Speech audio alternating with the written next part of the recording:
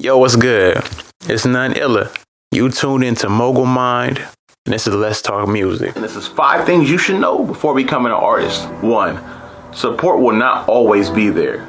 You have to get to the point that you realize that everyone's not going to help with your dreams. The same people who say they'll be there, they're only there because they don't think you're actually going to pursue it. Once you do, people will make excuses to why they can't attend your shows, to why they can't buy your product.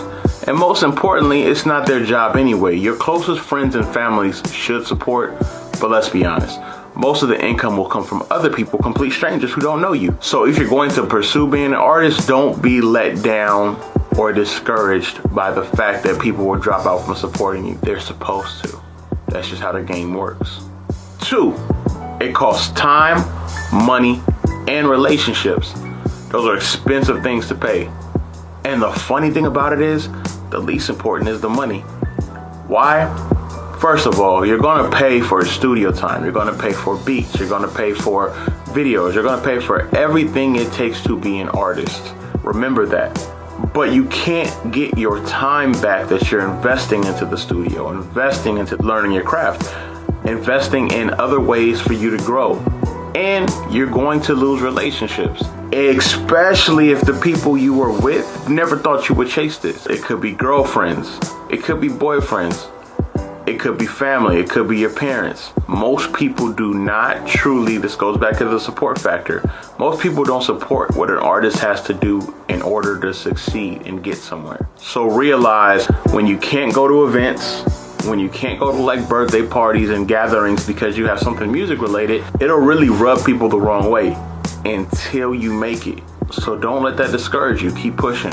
Number 3, your brand means everything. Remember this when you go online, what you wear, who you interact with, the family you have, the friends you have, all the public interactions you do is all part of your brand now. So you have to be extremely careful if you choose to be an artist, because now the public has access to what you do. That's your Facebooks, that's your Instagrams, Twitters, Snapchats, YouTubes, whatever platform you decide to put yourself on, your shows, everything. That's part of your brand. So be careful what you make yourself look like to everyone, because that's going to be what people perceive of you. Number 4, can you do this for free? How bad do you want it? Ask yourself this, because that's going to be the driving force to what continues to allow you to push this industry. There's going to be times where you're sad, you're depressed, you're mad, you're asking why, why am I dealing with this? You're asking yourself, is it worth it? The late nights in the studio, the early mornings to where you have to go and push elsewhere to bring all the different stress and money your way.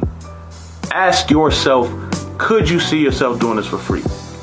Do you wake up and want music? Do you wake up and want to be successful? If the answer is yes, then you probably want to be an artist. If it's just a hobby for you, just don't do it. The reason why I'm saying don't do it, because the stress, the money, the other things that you're going to waste attempting to play around with a hobby will frustrate you, or it could be used in better avenues for yourself. Number 5, it's not all fun and games. It may sound like it's fun and games, but it's not. You have to actually work. If you're out at the club, cool, have fun. But ask yourself, who's the DJ spinning? Who's the promoter? Who's the head of the club? When you're on social media interacting, who is the person you need to know? You need to make sure that you put work first. When you're in the studio, the environment may be whatever you want to bring to the studio, whether it's the women, whether it's the Patrons and the tequilas and the Hennessy's, or, whatever you use to keep your influence going, the creativity that goes behind it. But you need to come out with a good product. If you're in the studio playing around, you'll never ever be taken serious, and you're going to waste money that doesn't have anything to do with the product. Anyway, this is just 5 tips to really ask yourself, do you want to be an artist? Things you have to prepare for before you become that person that sits in the limelight. This is Let's Talk Music. I'm none illa. Make sure you subscribe, because we about to go in. Y'all have a good one.